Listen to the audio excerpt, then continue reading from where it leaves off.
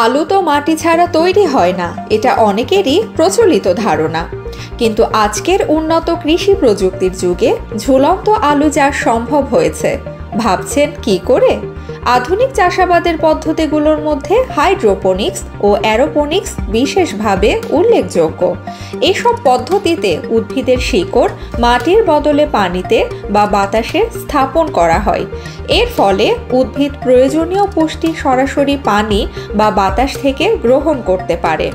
বর্তমানে কৃষি গবেষণার এমন পর্যায়ে পৌঁছেছে যে এক গাছ থেকেই 20 কেজি পর্যন্ত আলু উৎপাদন সম্ভব হচ্ছে।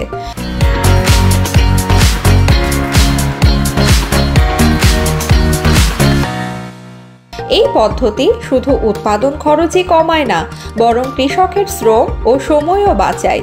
বিশেষ করে শহরের এলাকায় যেখানে জমির অভাব রয়েছে, সেখানে এ ধরনের মাটিবিহীন চাষ অনেক সম্ভাবনার দ্বার উন্মোচন করেছে। বিশেষজ্ঞদের মতে এই উচ্চ ফলনশীল চাষাবাদ পদ্ধতি ভবিষ্যতের খাদ্য নিরাপত্তা নিশ্চিত করতে এবং পরিবেশ বান্ধব কৃষি ব্যবস্থায় বড় ভূমিকা রাখতে পারে। খাদ্যের ক্রমবর্ধমান চাহিদা মেটাতে এই প্রযুক্তি একটি নতুন দিগন্ত খুলে দিয়েছে, যা আগামী দিনে টেকসই কৃষি প্রয়াসকে আরও এগিয়ে নেবে।